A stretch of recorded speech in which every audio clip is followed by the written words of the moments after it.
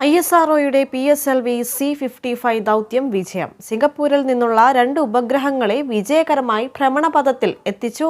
ശ്രീഹരിക്കോട്ടയിലെ Satheesh Dhawan space സെന്ററിൽ നിന്നായിരുന്നു വിക്ഷേപണം. വിവരങ്ങളുമായി ആന്റണി ജിസ് ജോർജ് ചേരുകയാണ്. ആന്റണി, എന്തൊക്കെയാണ് വിവരങ്ങൾ?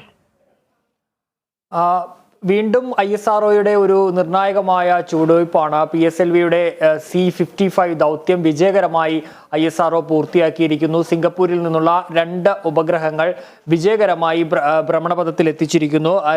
അതായത് ടെലോസ് 2 അതുപോലെ തന്നെ ലൂംലൈറ്റ് 4 എന്നീ ഉപഗ്രഹങ്ങളാണ് ISRO PSLV C-55 ദൗത്യത്തിലൂടെ ഭ്രമണപഥത്തിൽ എത്തിച്ചത്.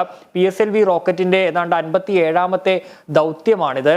ഉച്ചയ്ക്ക് 2:20 ശ്രീഹരിക്കോട്ടയിലെ സതീഷ് ധവാൻ സ്പേസ് സെന്ററിൽ നിന്നായിരുന്നു വിക്ഷേപണം. തുടർന്ന് ഏതാണ്ട് 20 മിനിറ്റുകൾക്കുള്ളിൽ രണ്ട് ഉപഗ്രഹങ്ങൾ. വ്യക്തമാണ്.